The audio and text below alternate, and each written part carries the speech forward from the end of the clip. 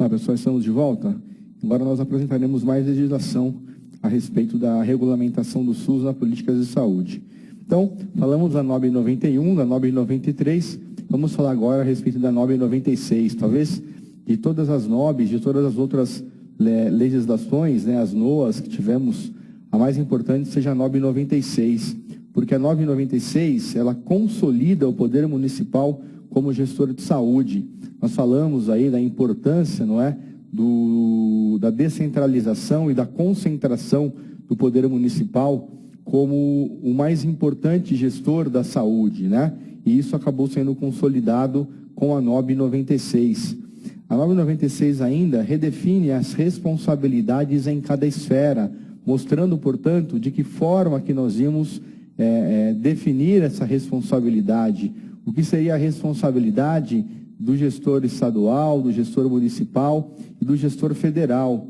Reduz o repasse por produção e eleva o percentual de repasse federal para estados e municípios. Então, você acaba tendo, antigamente, o que você tinha era um repasse por produção. E aí, o que acontecia é que você tinha muitas vezes fraude, né, nesse número de atendimentos. Então, era muito comum que você apresentasse, não é, um sobredimensionamento de produção. E o governo, por exemplo, apresentava dados em que você tinha cesáreas em homens, prostatectomia em mulheres, né? Porque o que era pago por produção, então eram fichas de produção, né? E aí os gestores estaduais e municipais, eles acabavam forjando estas fichas, forjando esses documentos para apresentar maiores números, né, maiores produções ao Ministério da Saúde e dessa forma ter maior repasse, e dessa forma ter um número maior de procedimentos e receber um maior valor, uma verba maior de pagamentos pelo SUS. Então, o que acabou tendo uma redução desse repasse por produção e elevando o repasse percentual de repasse federal para estados e municípios. O que instituiu essa NOB 96 foi um valor per capita, né? Então deixou de ter esse repasse por produção e um valor per capita, que era o piso de atenção básica. Então o governo passou a pagar, né, a pagar por pessoa, independentemente da produção. Cada município recebia por pessoa um valor. O valor inicial, se não me engano, era de R$11. Então, em 96, cada município recebia por pessoa R$11 ao ano. E isso era um valor fixo. Então, você multiplicava o número de habitantes por R$11 e esse era um valor fixo. Além disso, tinha os fatores de incentivo. Então, você tinha um valor fixo e um valor variável. O que eram esses valores de incentivo? O governo fixava algumas situações que eram situações interessantes de política de saúde. Por exemplo, a política de saúde da família. O governo dizia, olha, é importante para a saúde do brasileiro o sistema de saúde da família. Então, o município que implantar o programa de saúde da família em tantos % vai receber um bônus, né, um dinheiro a mais, né, de tantos % sobre a população, por exemplo, né? E aí era um esforço do município para implantar esse programa e atingir, sei lá, 80%, se atingia 90% era um outro valor, né? Então você tinha esses incentivos governamentais para que você tivesse, para que você atingisse, né, esse patamar exigido pelo governo e a partir daí você tivesse esse valor a mais de complementação no sentido de verba, no sentido de repasse. Então, era sempre o valor per capita fixo, o PAB, piso de atenção básica, mais um piso complementar de acordo com o que você atingisse de, por exemplo, esse programa de assistência à saúde da família, esse programa de agentes comunitários da saúde, o PACS, né? Então, o programa de agentes comunitários da saúde era um outro exemplo de incentivo do governo. O NOB 96 propõe ainda a PPI, que é a Programação Pactuada e Integrada, que nós vamos ver ainda o que é a PPI. A NOB 96 ainda fortalece os sistemas de controle e avaliação do SUS, né? E diferencia gerência de gestão. Vamos ver também daqui a pouco a diferença entre a gerência e a gestão. Então, a PPI era uma pactuação entre os diversos gestores de saúde, né? É uma forma ascendente de planejamento. Então, as necessidades de cada município dava acesso a todos os serviços de saúde dentro do município ou município vizinhos aos indivíduos. Então, era aquilo que nós conversamos, lembra? De acordos entre os municípios para que os indivíduos pudessem ter acesso a todos os graus da hierarquização. Então, tinha a ver justamente com estes acordos, né? E tinha essa forma ascendente de planejamento. Então, vinha desde os municípios até chegar nos estados e, eventualmente, no nível federal, né? O controle era do gestor estadual. Então, dentro do município, tinha este controle, dentro do estado, melhor dizendo, e os municípios se organizavam, e essa organização tinha o controle do gestor estadual. As atividades de assistência eram ambulatorial e hospitalar, de vigilância sanitária e epidemiologia e controle de doenças. Então, não era apenas de ambulatório, não era apenas hospitalar. Todos os níveis de necessidade de saúde eram contempladas pela PPI. Então, esse nível de organização, essas necessidades, correspondiam a todos esses atendimentos, seja atendimento médico ambulatorial, atendimento médico hospitalar e assim por diante, tá bom? Ainda, o PPI visava garantir o acesso da população entre os diferentes gestores do SUS. Então, população com acesso ao que necessitasse em qualquer município. Se não tinha no município em que morava, você deveria ter no município vizinho, no município próximo ao município que você morava, tá? Então, visava justamente como é que eu vou dizer? A organização, né, desse sistema em que permitisse o oferecimento de qualquer nível de atenção para o munícipe, para o indivíduo que morasse em qualquer município, tá bom?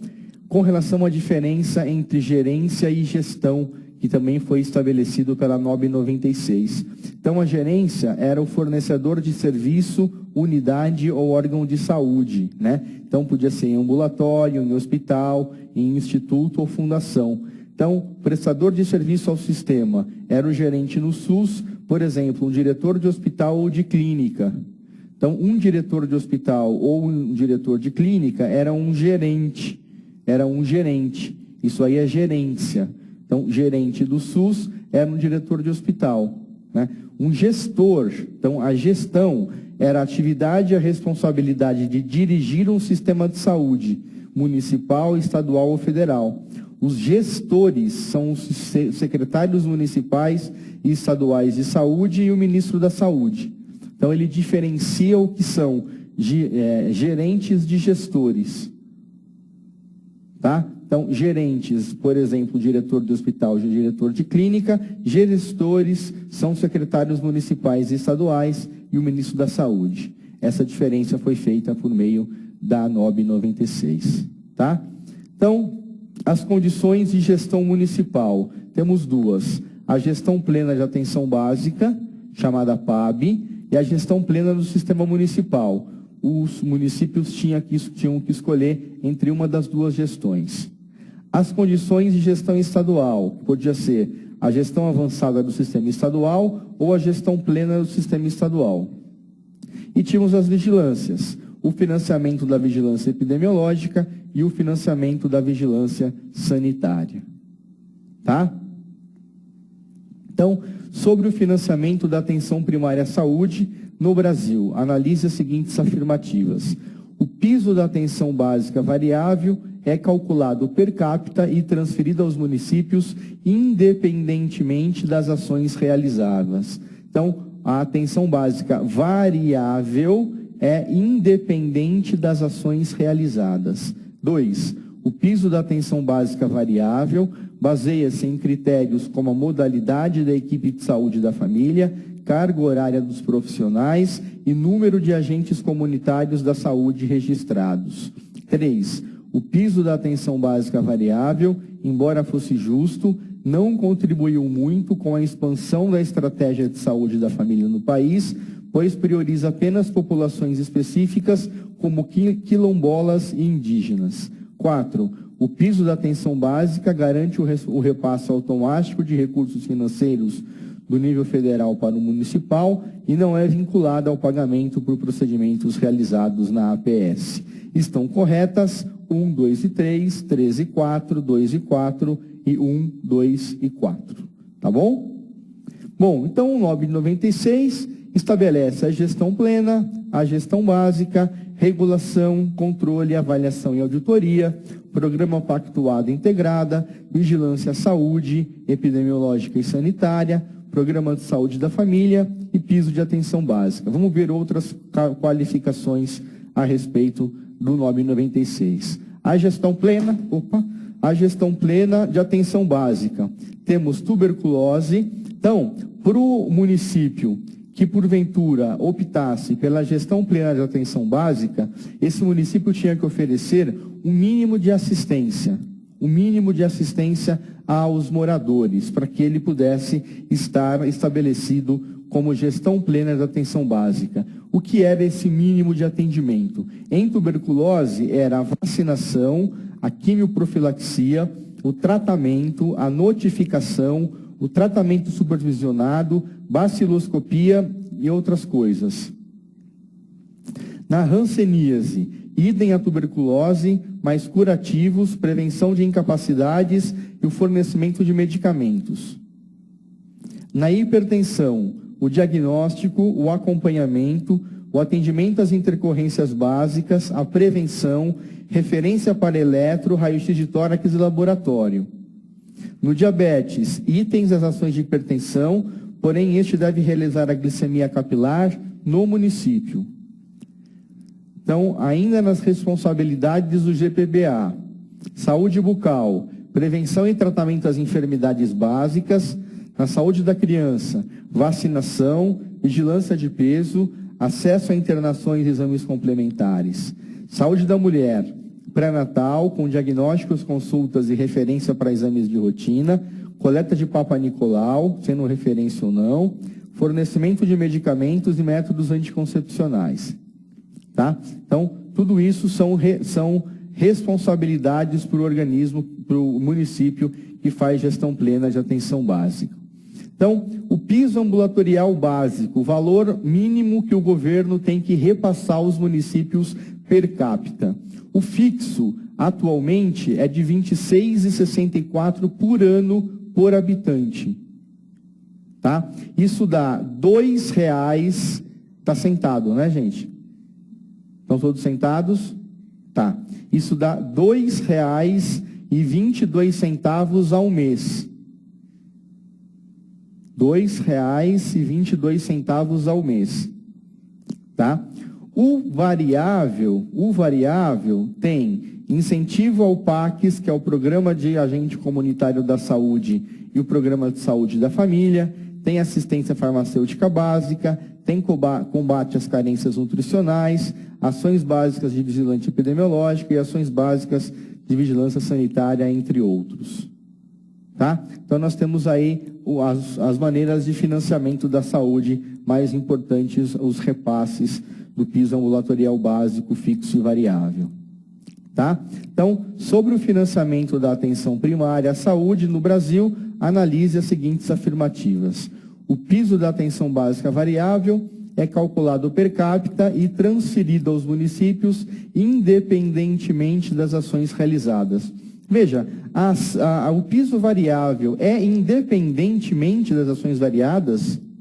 Não, depende das ações. Se você tem as ações, você recebe o piso variável. Se você não faz as ações, você não recebe. Não é isso? Então, a primeira é falsa. 2. O piso da atenção básica variável baseia-se em critérios como modalidade da equipe de saúde da família, carga horária dos profissionais e número de agentes comunitários da saúde registrado. É isso mesmo, tá certo.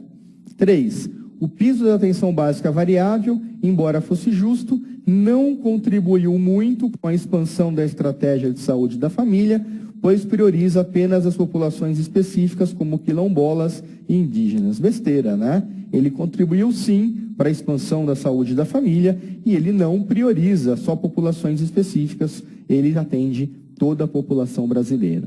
E 4, o piso da atenção básica garante o repasse automático de recursos financeiros do nível federal para o nível municipal e não é vinculado ao pagamento por procedimentos relacionados na APS. Está correto. Portanto, a alternativa correta é a alternativa C de Cabar, 2 e 4 como sendo corretas. Tudo bem?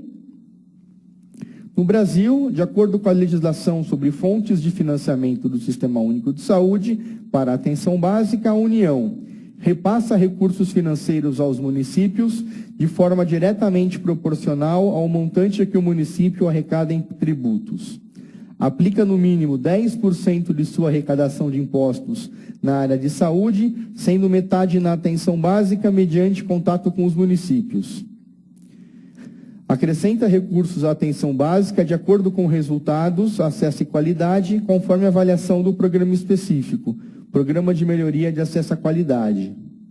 É impedida de repassar recursos complementares aos municípios, além daqueles previstos para atenção básica, mesmo diante de especificidades regionais que justifiquem necessidades de maior investimento. A alternativa correta é a alternativa C de Cabar. Tudo bem? Então, você acrescenta recursos de atenção básica de acordo com os resultados, acesso e qualidade.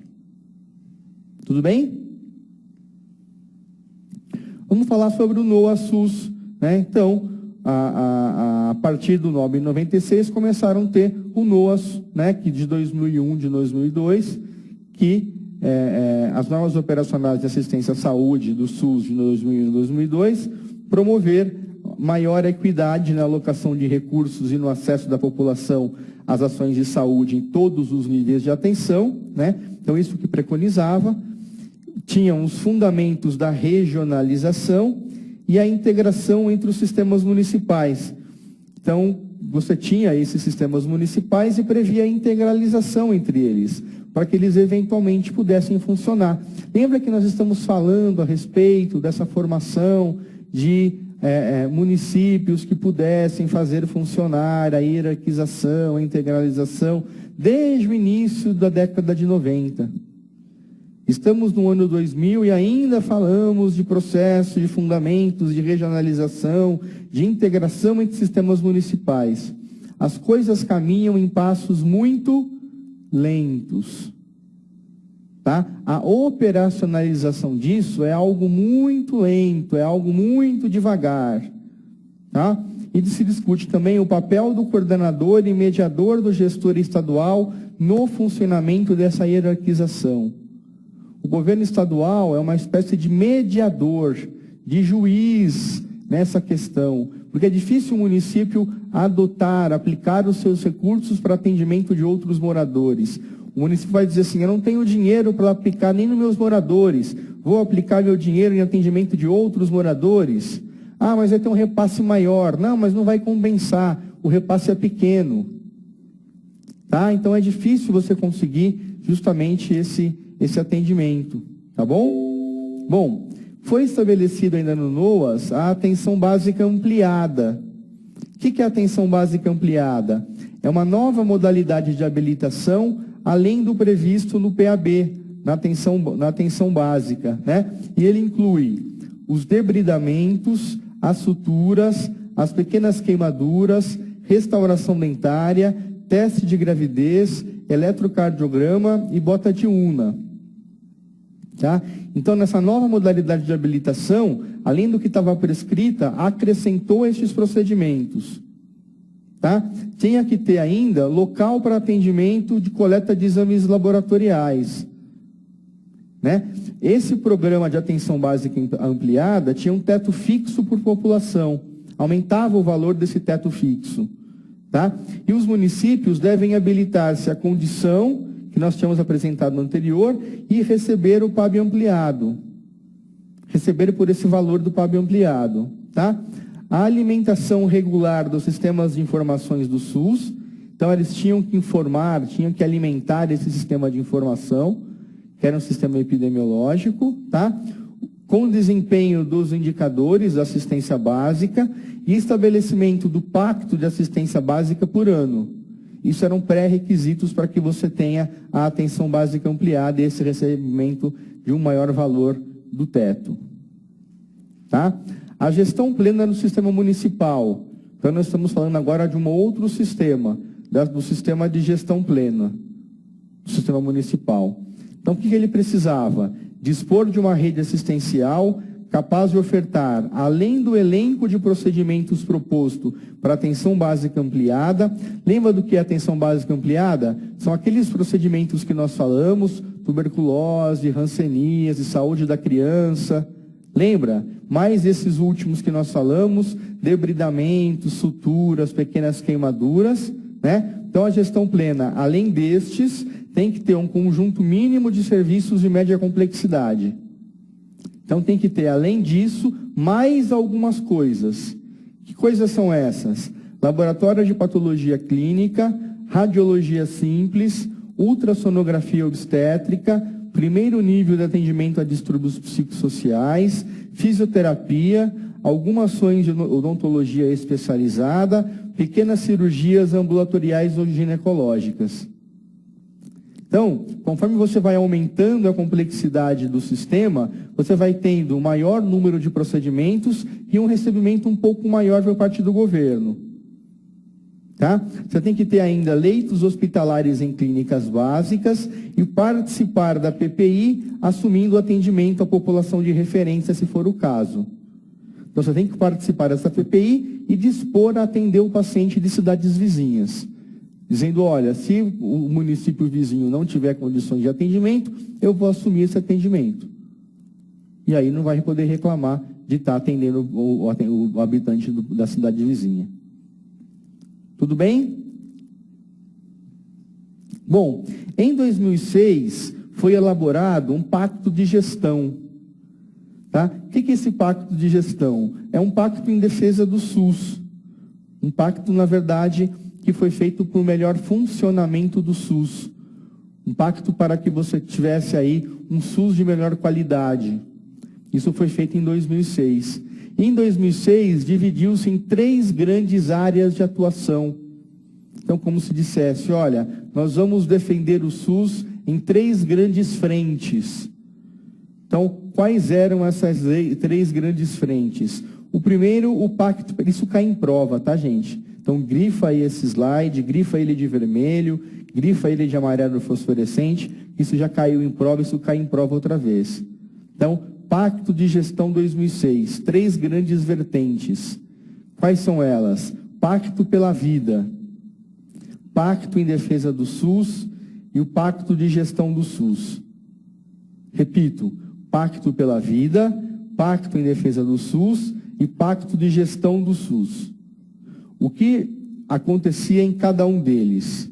Então, o Pacto pela Vida, ele estabelecia prioridade para a saúde do idoso, então, medidas que assegurassem a saúde do idoso, medidas para controle do câncer de colo de útero e controle do câncer de mama, medidas que visassem a redução da mortalidade infantil e da redução da mortalidade materna, fortalecimento da capacidade de resposta às doenças emergentes e endemias, com ênfase na dengue, hanseníase, tuberculose, malária e influenza, promoção da saúde e fortalecimento da atenção básica.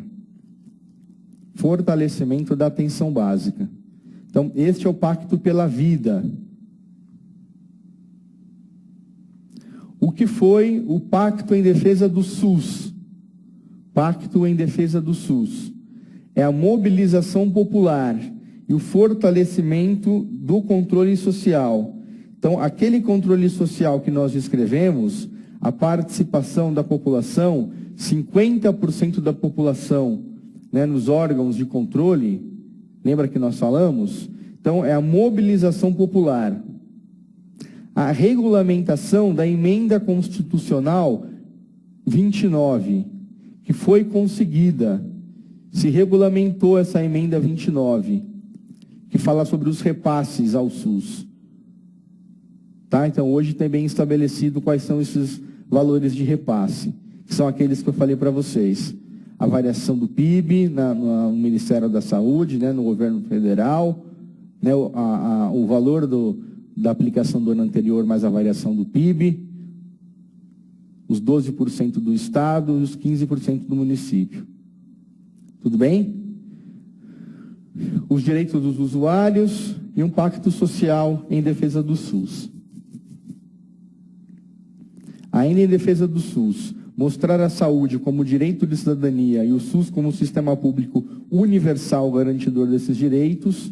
Então, isso aí vem lá da história dos princípios norteadores do SUS, até hoje batalhado como algo, né, que estão 18 anos depois, ainda se fala em garantir o sistema público universal. Tá? Alcançar no curto prazo a regulamentação da emenda 29 foi conseguida. Garantir no longo prazo o incremento dos recursos orçamentários e financeiros para a saúde. Então, sempre se busca um aumento da aplicação de fundos, aplicação de recursos para a saúde. Aprovar o orçamento do SUS, composto pelos orçamentos das 3 esferas de gestão, explicitando o compromisso de cada uma delas.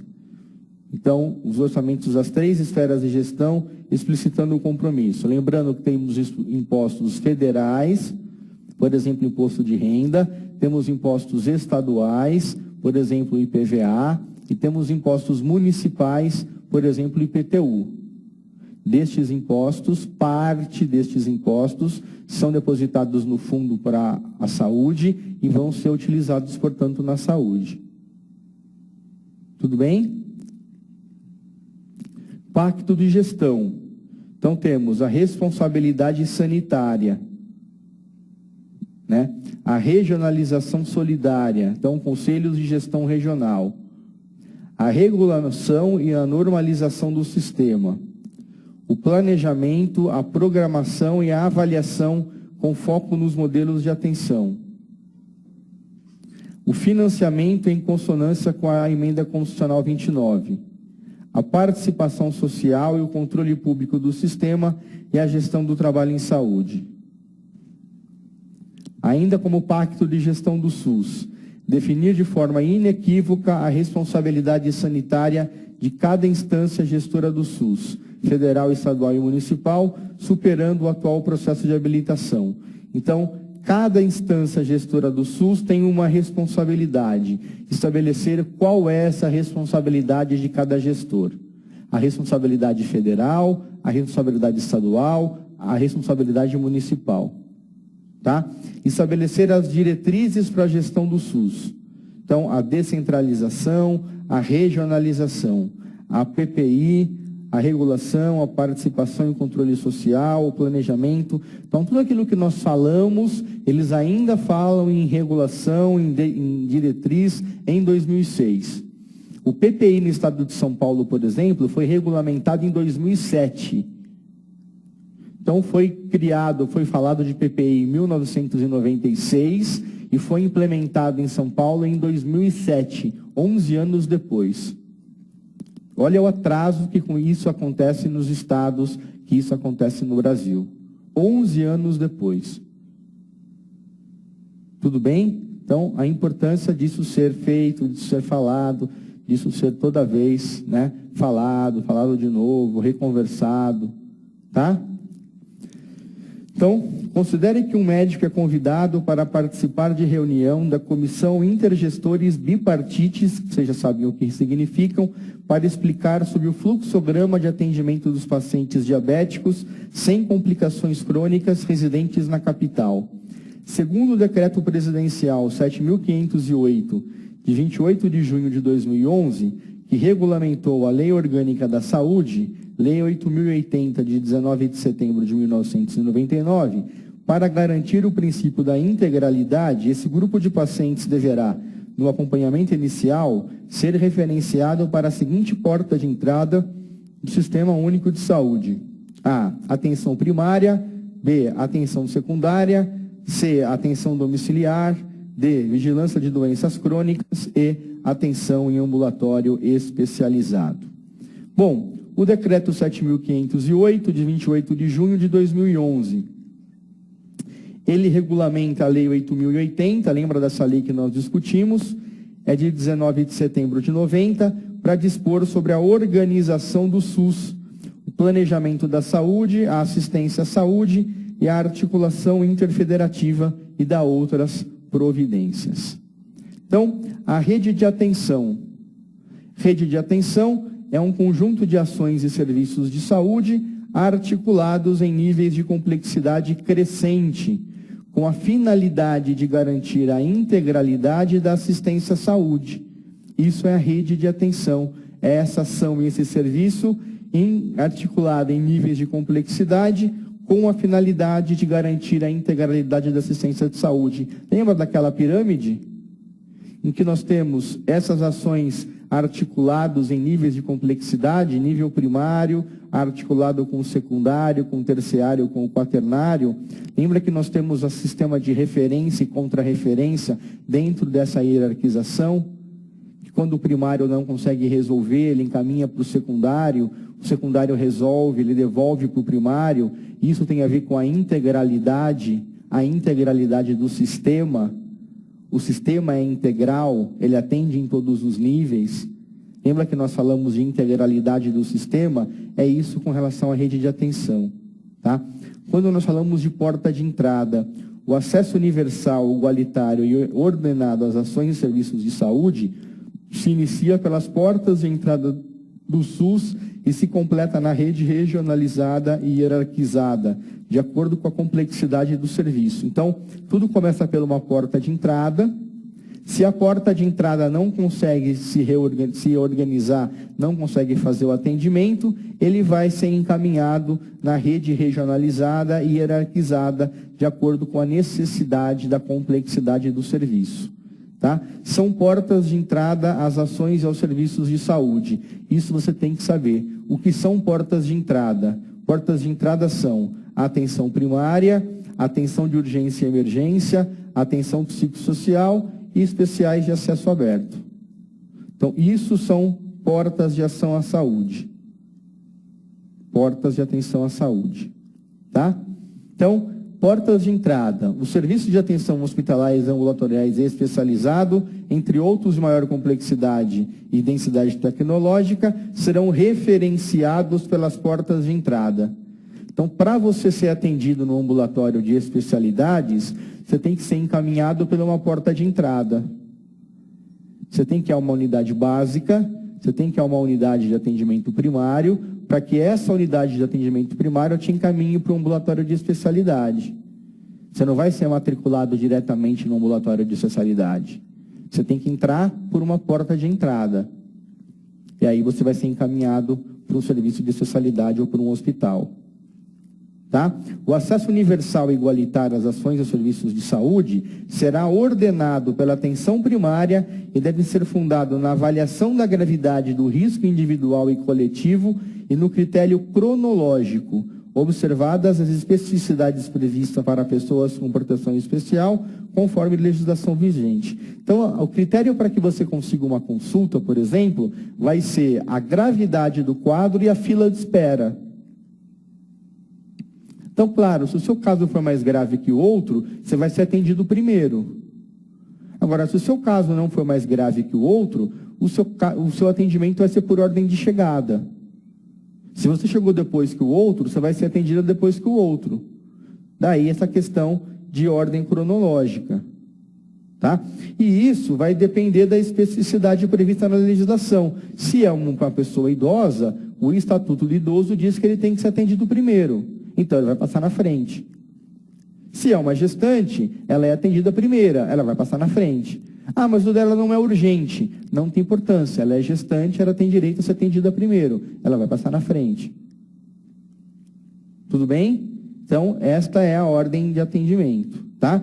Ao usuário será assegurada a continuidade do cuidado em saúde em todas as suas modalidades, nos serviços, hospitais, em outras unidades integrantes da rede de atenção na sua respectiva região.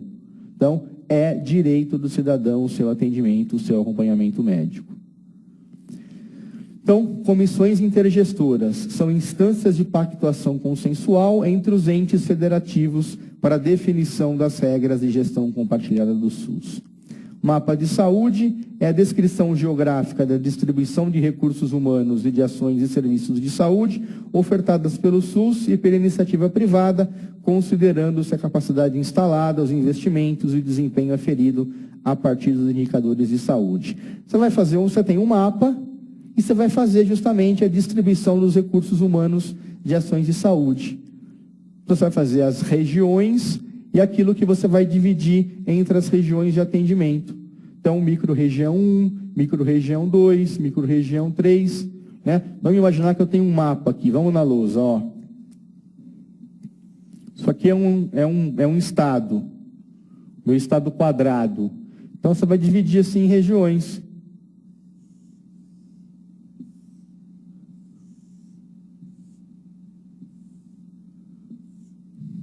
Então, isso aqui é micro-região 1, aqui é 2, aqui é 3, aqui é 4, aqui é 5, aqui é 6, aqui é 7, aqui é 8.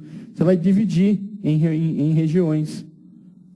Tá? Você vai dizer, bom, a micro-região 1 tem vários municípios. Tem um município aqui, tem um município aqui, tem um município aqui.